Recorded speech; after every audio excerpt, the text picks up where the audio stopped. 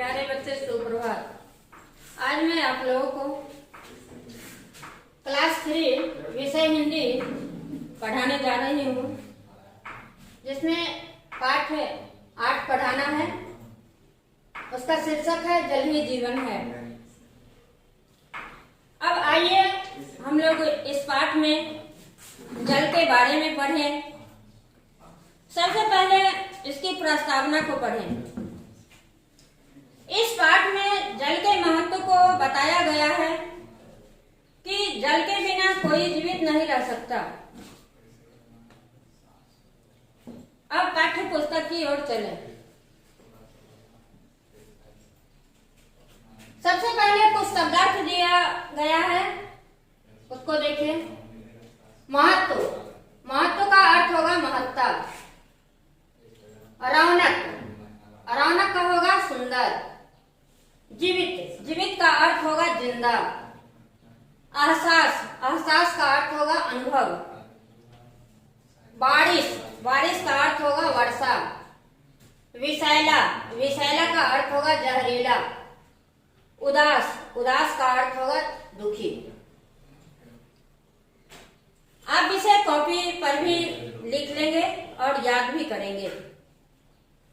अब हम पाठ्य पुस्तक की ओर आप लोग को ले चलते हैं। बच्चों, क्या तुम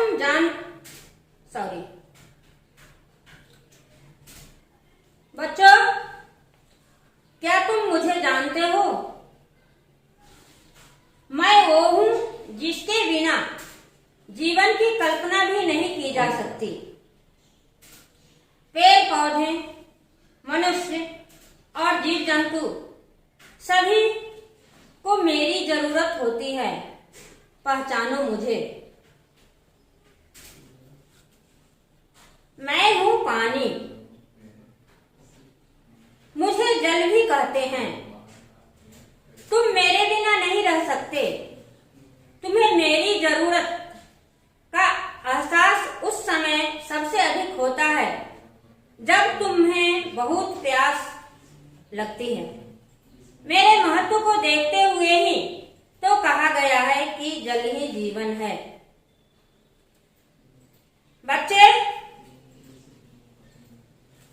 जल ही जीवन है कैसे पता चलता है? जब हम लोग को प्यास लगती है, उस समय एहसास होता है कि जल क्या होता है। अब आगे बढ़ते हैं।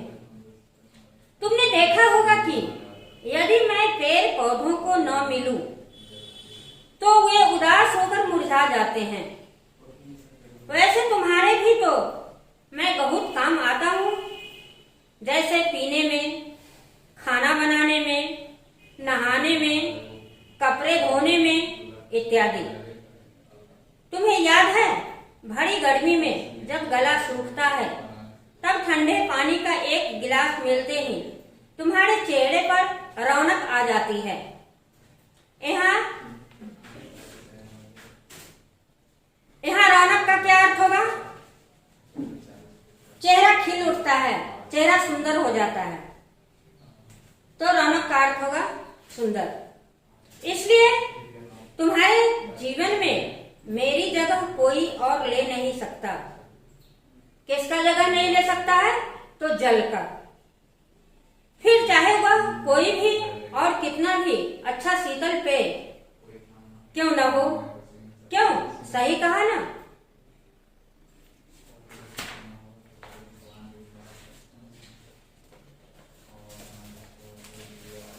अब आगे देखिए। यदि एक दिन मैं तुम्हारे घर न आऊं तो मम्मी चिल्लाना शुरू कर देती है। यहाँ मैं किसके लिए आया है? जल के लिए।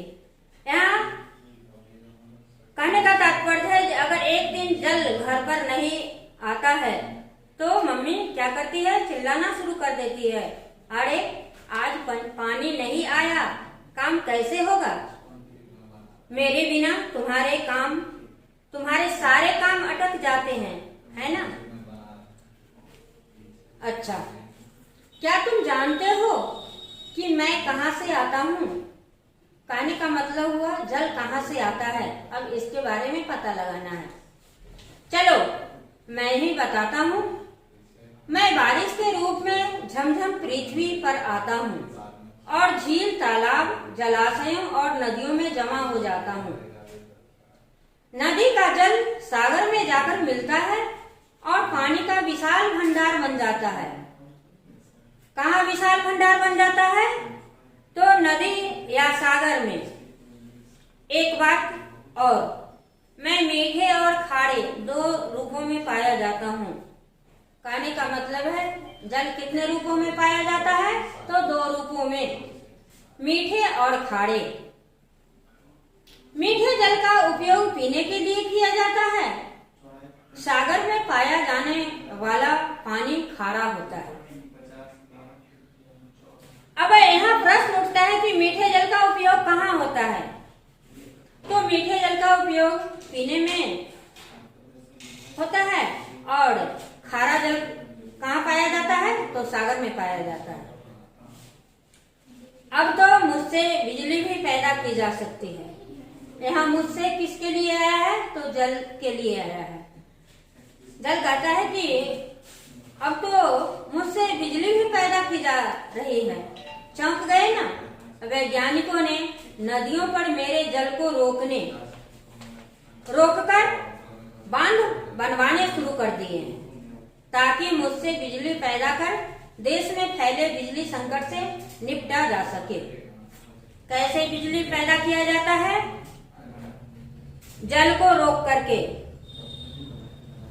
मैं तुम्हारे लिए इतना उपयोगी हूँ। जल क्या कहता है? मैं तुम्हारे लिए बहुत उपयोगी हूँ, फिर भी तुम मुझे प्रदूषित किए जा रहे हो। तुम लोग घरों का गंदा पानी, कूड़ा कचरा,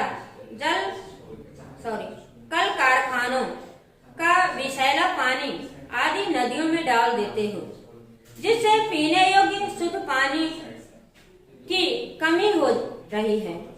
अगर तुम लोगों ने मेरी महत्ता को नहीं समझा तो वह दिन दूर नहीं जब तुम्हें मेरी एक एक बूंद के लिए तरसना पड़ेगा।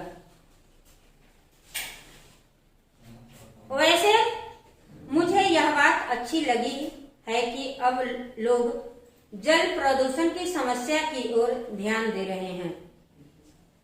मुझे प्रदूषित होने से बचाने के लिए नदियों आदि को साफ किया जा रहा है।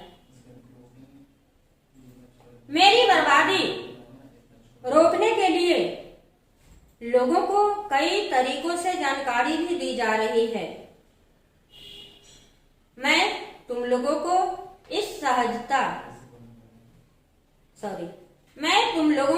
की इस सजगता से खुश हूँ।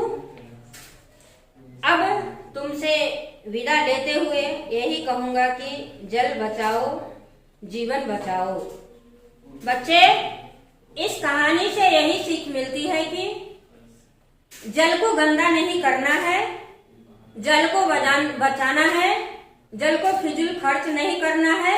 जितना जरूरत हो उतना ही जल को खर्च कीजिए। धन्यवाद।